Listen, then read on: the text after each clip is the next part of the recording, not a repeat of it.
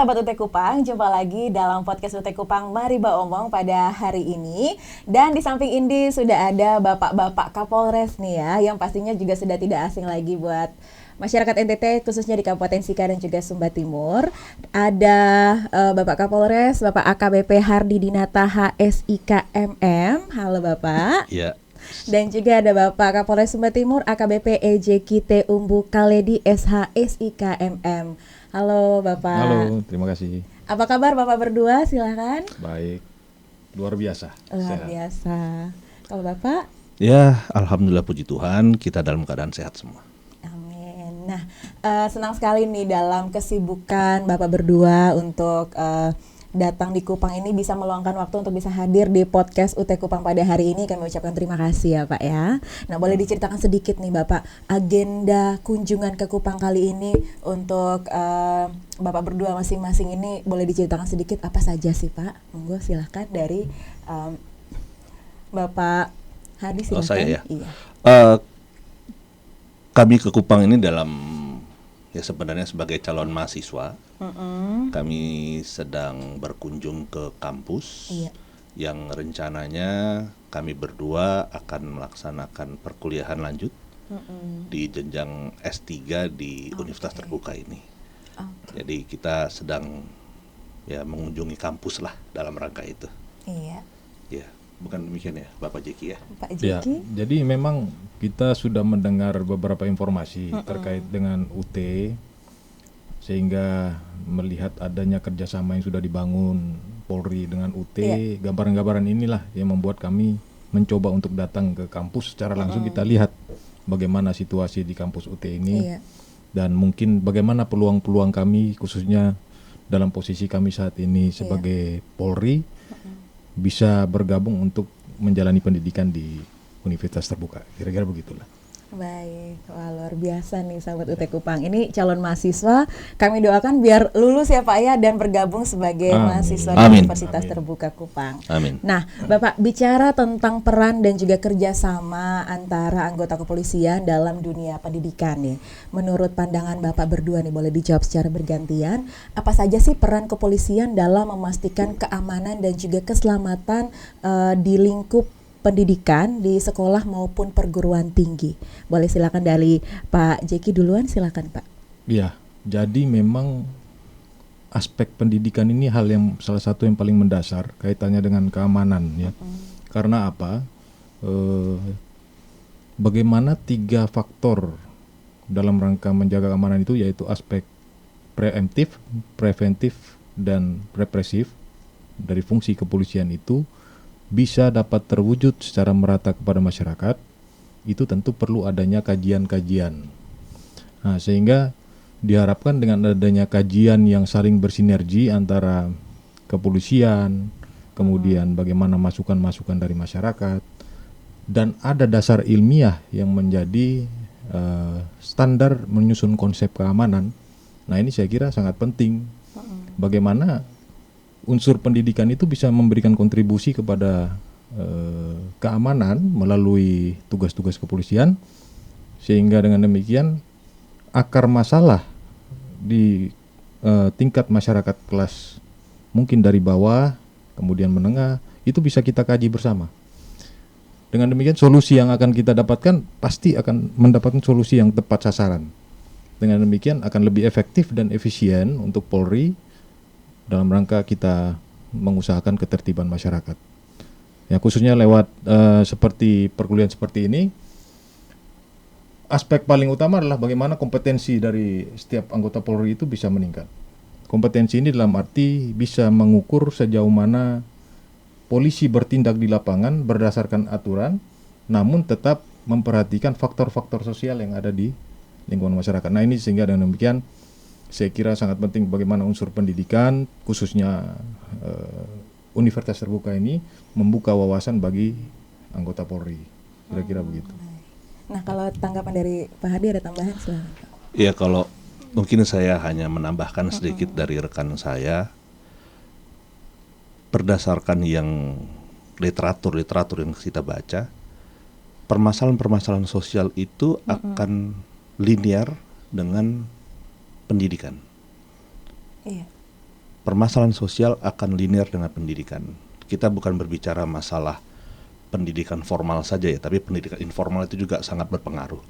Namun pada saat seseorang mempunyai pengetahuan yang akan lebih, itu maka permasalahan sosial akan lebih rendah. Jadi kalau satu masyarakat mempunyai kapabilitas ataupun kemampuan secara akademis ataupun akademis formal atau non formal yang baik, maka di lingkungan itu permasalahan sosial akan tergolong turun. Karena permasalahan sosial terjadi pada dasarnya karena gap. Adanya gap di sosial yang mengakibatkan terjadi gesekan.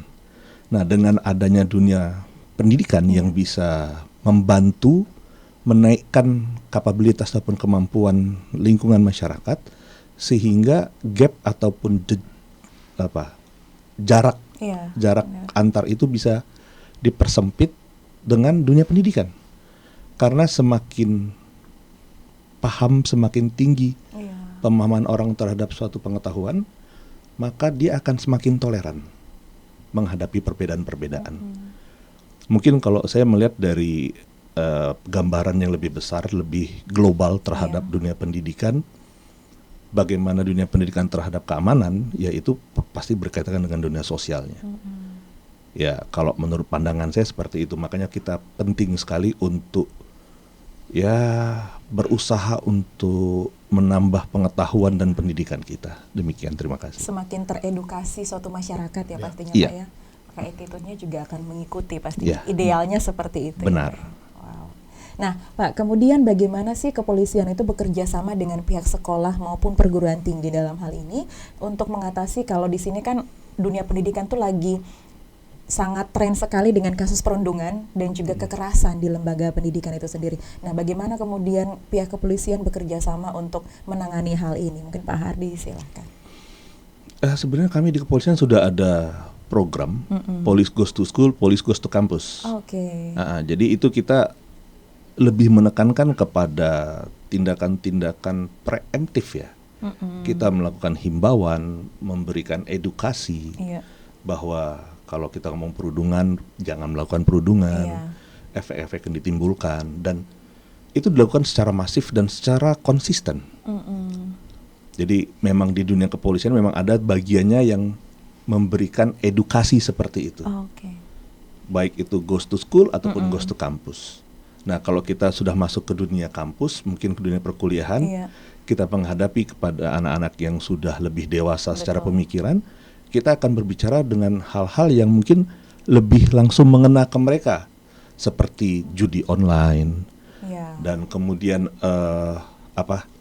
bijak bermedia sosial. Nah, itu kan hal-hal yang mungkin luput dari pandangan yang lain. Namun itu menjadi concern bagi kami Polri untuk terus mengedukasi masyarakat. Demikian kira-kira. Bahkan sampai ke penyalahgunaan narkoba mungkin ya Pak ya? Oh, itu pasti. Itu Pak. pasti. Oke. Wow. Ada tambahan mungkin dari Pak Jeki, silakan. Iya, kalau saya melihatnya lingkungan sekolah ini, lingkungan kampus ini memang merupakan kumpulan dari siswa-siswa ataupun mahasiswa-mahasiswa yang dengan berbagai latar belakang yang mungkin berbeda-beda, bervariasi ya, heterogen di situ. Sehingga potensi untuk pengaruh lingkungan kampus terhadap seorang siswa ataupun mahasiswa, baik positif ataupun negatif, itu sangat tinggi. Apalagi di dunia sekarang dengan dunia gadget ya, media itu begitu cepat dia berkembang, IT-nya begitu tinggi, sehingga dengan demikian informasi itu sangat cepat dia berputar dan mempengaruhi setiap siswa ataupun mahasiswa di kampus.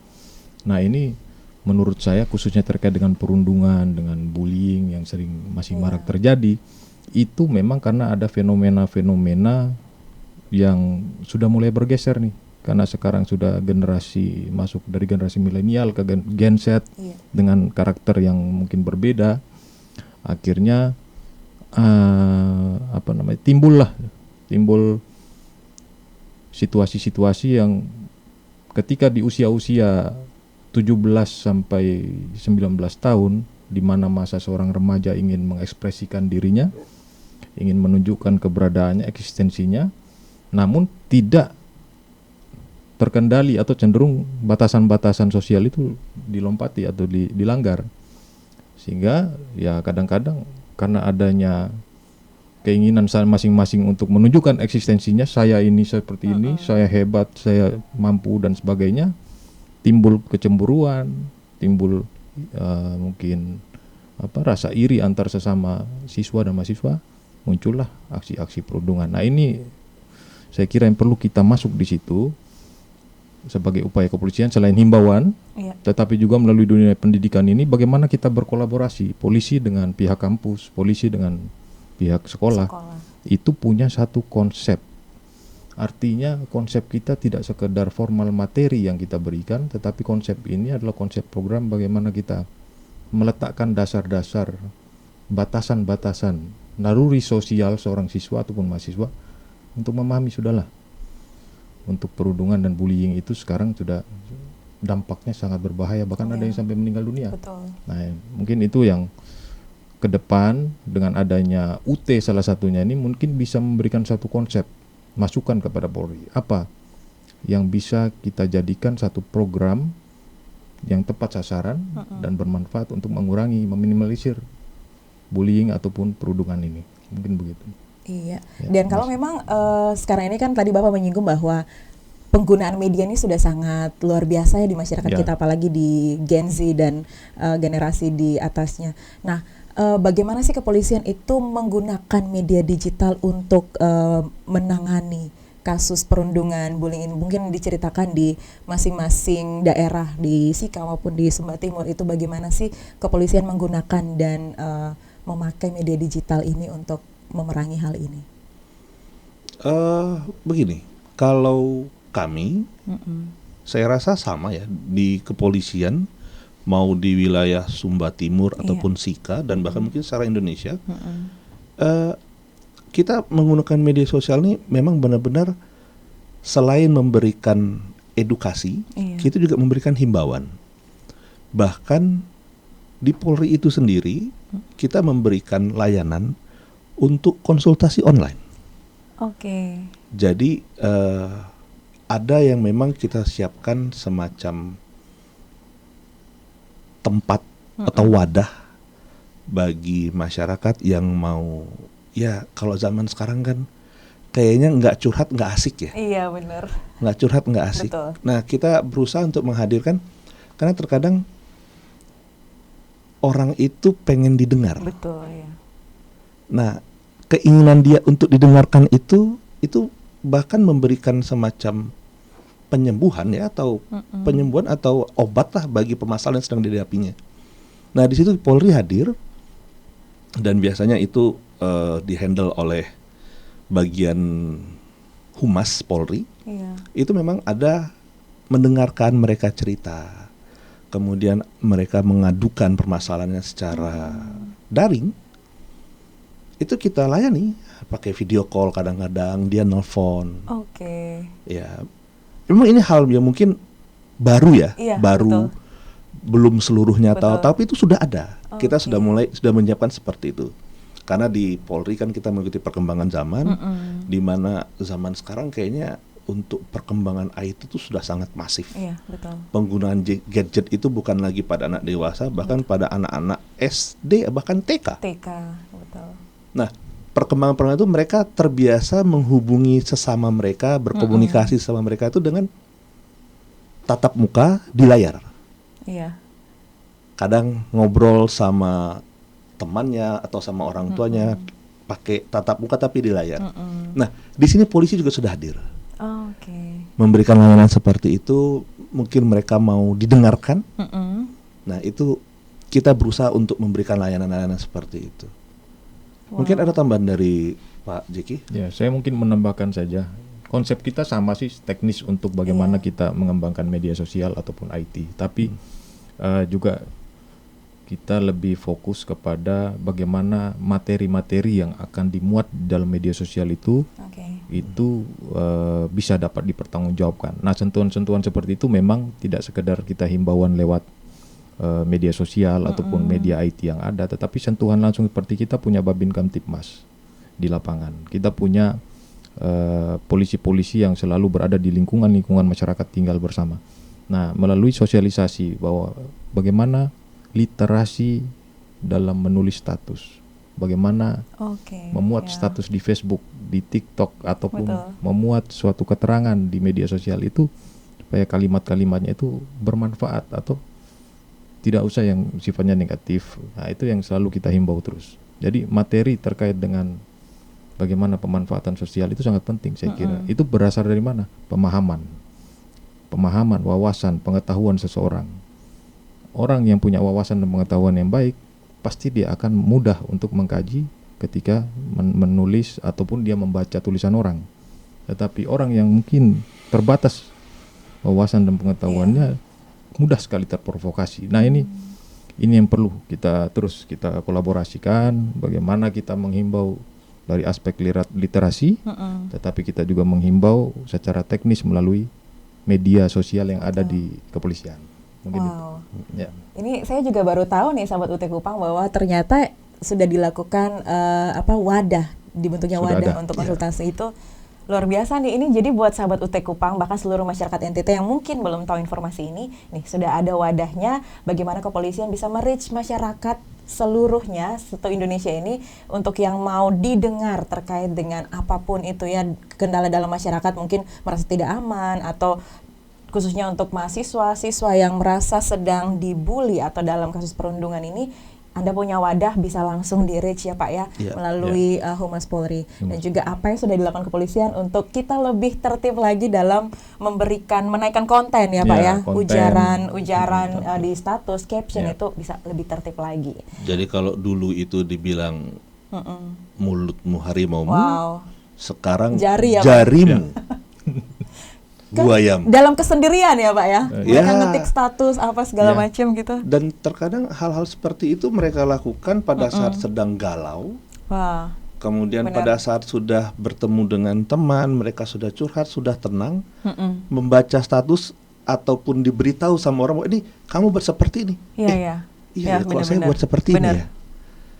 Nah, itu hal seperti itu yang kita harus mengedukasi. Jadi kalau tadi disampaikan oleh Pak Jeki, secara fisik kita hadir melalui Babin Kamtibmas yang langsung menyentuh pada masyarakat. Nah, tapi secara non fisik kita tahu karena keterbatasan waktu dan tempat, kita sudah mempersiapkan bagaimana mereka bisa ngobrol, kita mendengarkan orang curhat. Memang hal itu mungkin hal kecil ya, hal kecil, tapi itu ternyata itu sangat membantu. Karena ini pengalaman kerja saya ada di beberapa tempat, bahkan orang yang sedang bertikai, mereka yang sedang ada permasalahan, kita panggil di kantor, mereka diskusi di kantor dan selesai. Mereka bisa mencapai kesepakatan ataupun kesalahpahaman antar dua belah pihak itu. Kita bantu untuk memediasi. Jadi Polri adalah sebagai mediator sebenarnya. Setiap permasalahan atau konflik-konflik yang terjadi di masyarakat, Polri berusaha hadir sebagai mediator. Karena tidak ada satu permasalahan pun yang tidak ada solusinya. Pasti ada solusinya. Ya, demikian Pak. Ada tambahan Pak Jeki?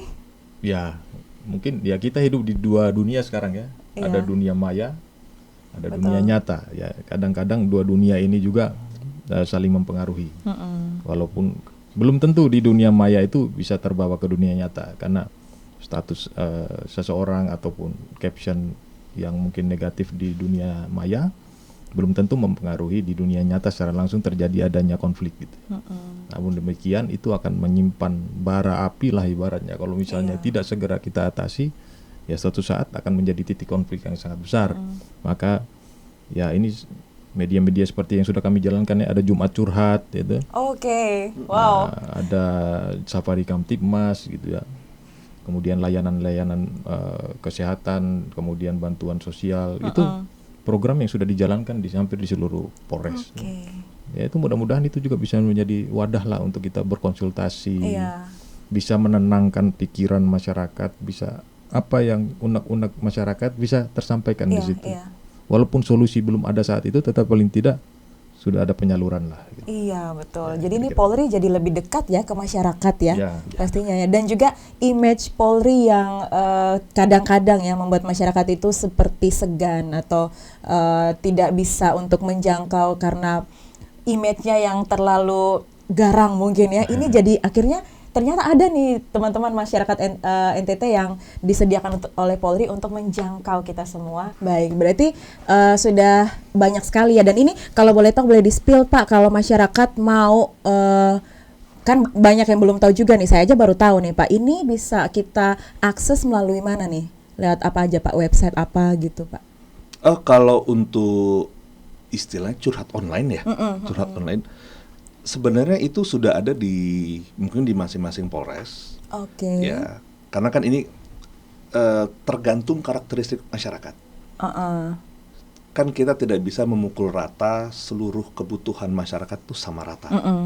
Pasti tergantung masyarakatnya bagaimana. Nah, kalau memang di wilayah sana, menurut penilaian dari Polri bahwa oh ini kayaknya masyarakatnya sudah membutuhkan layanan curhat online. Oke. Nah, itu akan disiapkan dan rata-rata itu lewat media WhatsApp. Karena kan kita tidak bisa tidak semua masyarakat lah Betul. bermain TikTok, tidak semua masyarakat bermain platform-platform yang media sosial. Namun kayaknya sepertinya kalau media WhatsApp kita semua sudah sangat familiar ya. Nah, di situ hadirnya di sana kita menginterfere menginterfere tingkat stresnya masyarakat untuk bisa direduksi dengan cara adalah salah satunya mendengarkan. Iya, betul. Mendengarkan permasalahan-permasalahan yang ada di masyarakat itu sendiri. Demikian, Mbak. Oke, ada tambahan? Ya itu, makanya dengan situasi tadi yang dijelaskan Pak Hardi bahwa penting ini dunia kampus hadir di masyarakat untuk mendukung keamanan sebagai apa? Mengkaji. Contoh misalnya di Kabupaten Sumba Timur dengan jumlah masyarakat kurang lebih 286.000, kira-kira berapa persen sih yang biasa menggunakan Facebook? Berapa sih yang menggunakan TikTok? Berapa persen yang menggunakan WhatsApp? Iya. Atau Instagram dan sebagainya. Nah, dengan kajian ilmiah dari dunia pendidikan ini bisa menjadi data bagi kami. Ketika kita menentukan strategi untuk menerima konsultasi online atau tidak gitu. Kira-kira kalau misalnya di bawah 50% yang menggunakan media sosial, maka kita akan lebih mengutamakan sentuhan manual ya. Kita menjangkau langsung masyarakat satu persatu. Tetapi ketika persentasenya sudah cukup tinggi, maka kita bisa untuk menentukan konsultasi online-nya seperti apa, bentuknya seperti apa. Dan rata-rata sekarang kita masih menggunakan nomor handphone. Nomor handphone untuk bisa saluran menyampaikan informasi. Itu biasa disampaikan melalui Facebook, Instagram, TikTok resminya Polres. Itu masing-masing. Nah, itu. Tapi kaitannya dengan dunia pendidikan, bagaimana bisa memberikan input kepada kami, mengkaji ya berapa data sebenarnya real yang ada yang dibutuhkan oleh masyarakat setempat. Supaya tepat sasaran gitu. Betul. Ya. Efisien juga. Jadi ya, disitulah kita saling dukungan, saling membantu, saling menguatkannya di situ. Iya. Gitu. Baik. Nah, untuk Bapak Hardi nih. Iya. Pada 23 Juli kemarin ya Pak ya, itu kan Bapak menghadiri peresmian sentra layanan UT Salut Madawatsika. Iya. Nah, bagaimana sih pandangan Bapak? Apalagi ini kan juga cukup mempengaruhi keputusan Bapak untuk datang survei langsung Universitas Terbuka untuk melanjutkan pendidikan di sini ya Pak ya. Nah, kemudian bagaimana sih tanggapan Bapak tentang Universitas Terbuka itu yang sudah semakin meluas, bahkan sudah terus menjangkau sampai ke pelosok NTT? Terkait dengan kemarin peresmian Salut Madawatsika ya. Iya. Di situ saya juga mendapatkan data dan informasi yang menurut saya ini sangat penting bagi saya. Ternyata UT Sika itu mahasiswa mayoritasnya adalah anggota Polres. Anggota, iya, benar. Ya. Dan di situ saya bisa mengambil data juga bahwa anggota Polres saya mereka sudah mempunyai keinginan untuk menambah kemampuan masing-masing, kemampuan pribadi. Dan dengan hadirnya UT di Kabupaten Sika, menurut saya ini sangat membantu kami, anggota Polri ataupun pegawai-pegawai yang ada di Kabupaten Sika, karena ya kita terbatas dengan pekerjaan, kemudian waktu kita sangat sedikit. Kita membutuhkan hal-hal yang bisa fleksibel untuk bisa menerima kenyataan yang kami sudah hadapi gitu. Dan dengan hadirnya UT itu fleksibilitas itu sangat tinggi. Di situ benar-benar dimanfaatkan oleh masyarakat, terutama Polres Sika.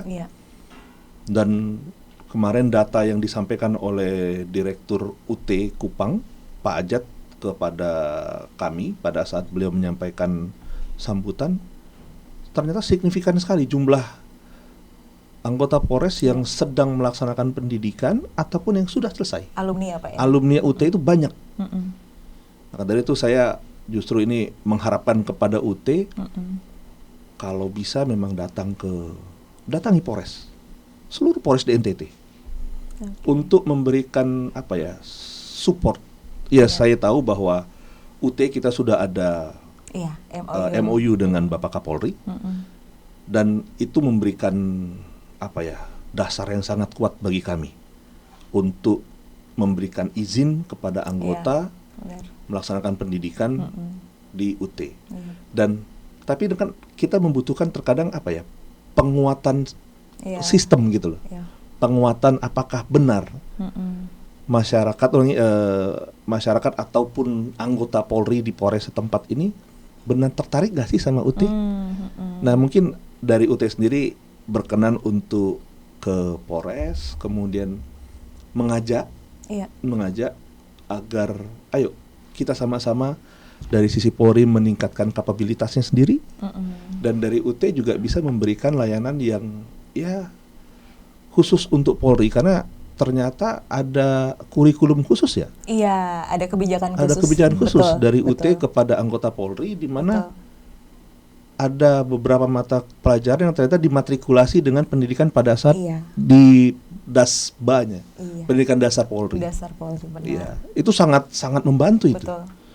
Makanya menurut saya dengan hadirnya Salut Madawat Sika, wah itu hal yang sangat bagus ya bagi kami, terutama bagi anggota Polri. Demikian, Pak. Wow. Jadi tadi yang disinggung itu benar ya. Nah, saya penasaran tuh, Pak, karena kan katanya kalau anggota Polri itu kalau bisa S1 ya, itu ada kemudahan di dalam urusan pangkat dan sebagainya, itu bagaimana, Pak? Mungkin dari Pak Jeki, silakan. Ya, jadi ada klasifikasi nanti kalau Polri lulusan S1, S2 dan S3 itu akan disetarakan secara kepangkatan. Kemudian terkait dengan jenjang pendidikan karirnya akan diberikan persyaratan-persyaratan khusus. Nah, khusus yang sudah mempunyai S1, S2 dan S3 akan diberikan mungkin percepatan waktu. Lebih ke waktunya dipercepat ya, Pak ya. Wow. Jadi memang anggota Polri itu kalau bisa semakin meningkatkan lagi ya, Pak ya. Kalau belum S1 ya segera. Lalu betul. S2 dan S3 nih. Wow, luar biasa. Mungkin ada tambahan lagi terkait pandangan tentang bagaimana pendidikan itu sangat penting bagi anggota Polri? Ya, kalau menurut saya sih kaitannya dengan UT ini ya, sekilas saya sudah mendengarkan informasi. Jadi kendala paling mendasar di Polri itu anggota kita? Masalah waktu terbatas. Kemudian tempat tugas yang sering berpindah-pindah mungkin ya. Itu pindah-pindahnya berapa? Itu tidak waktu, ada hampir cenderung sangat dinamis lah waktunya. Ya, jadi sesuai dengan kebutuhan organisasi, kemudian perkembangan situasi itu mempengaruhi sekali posisi kita. Nah, dengan dinamisasi yang sangat tinggi, perpindahan tempat ini juga menjadi kendala. Gitu. Yang ketiga adalah biaya. Ini juga yang sering, ya itu juga faktor saya kira yang mempengaruhi. Jadi mudah-mudahan ya saya harap dengan masalah-masalah mendasar ini UT lah yang menjadi jawaban bagi Polri, bagaimana kita mengembangkan kapabilitas kita, kompetensi kita, tetapi tidak hanya itu, mengembangkan jaringan, bagaimana jaringan lingkungan pergaulan, jaringan komunikasi, koordinasi, kolaborasi melalui sarana pendidikan itu sudah sangat terbukti penting bagi kepolisian. Benar Kira sekali. itu. Apalagi Pak, ini kalau mau masuk di pesta politik ya, akan ada pilkada dan sebagainya, itu saya lihat anggota Polri itu sangat sibuk sekali, tapi ada mahasiswa yang tetap berkomitmen untuk regis di semester ini, padahal nanti di sekitar Oktober November ini akan ada kesibukan nih. Nah, mungkin motivasi nih Pak, untuk yang terakhir motivasi nih Pak untuk teman-teman mahasiswa UT Kupang khususnya anggota Polri, itu motivasi Pak biar semakin semangat kuliahnya, silahkan. Jadi dunia kuliah itu ada 3 serangkai yang menurut saya selalu menjadi momok. Tadi sudah disinggung oleh Pak Jeki. Ada waktu, tempat, dan biaya. Ini 3 serangkai yang akan selalu menjadi lingkaran setan, saling menyalahkan mereka. Iya. Saya punya waktu, tapi tempat saya berpindah-pindah. Ya. Atau saya punya waktu, tempat saya tidak pindah-pindah, tapi biayanya saya tidak ada. Jadi 3 hal ini adalah hal yang harus saling mendukung dan tidak ada satupun yang lebih penting, tidak. Tapi 3-3 sama-sama penting. Nah, di UT ini semacam apa ya? Kalau Superman punya kryptonite, nah untuk 3 hal ini kryptonite-nya UT. Wow. Karena kita ya bisa dikatakan waktu sangat fleksibel. Betul. Tempat baik itu perkuliahan, ujian ataupun tugas bisa di mana saja, bisa online. Dan untuk biaya itu rendah. Ya, kalau istilah yang disampaikan oleh Pak Jeki tadi ramah kantong. Ramah kantong. Pak Jeki ya. Ramah kantong. Ramah kantong. Demikian mungkin ada ditambahkan dari Pak Jeki. Ya, kalau menurut saya untuk yang sementara menjalani pendidikan ya, tetap semangat, yakinlah kalau kita sudah punya kemauan, kita sudah punya keyakinan, pasti akan sampai pada tujuan. Tetap semangat.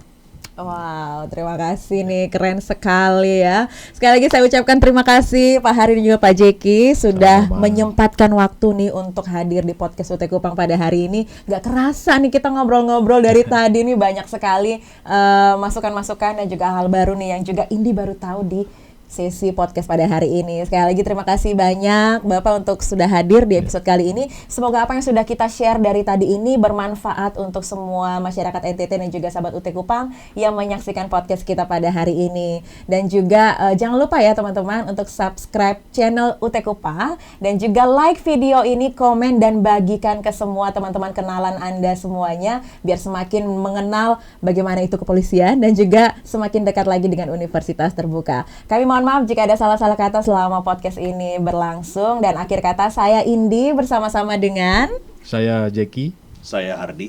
Kami mohon undur diri dari podcast UT Kupang Mari Ba Omong pada episode hari ini. Salam sehat untuk kita semua, sampai jumpa dan selamat siang. Selamat siang.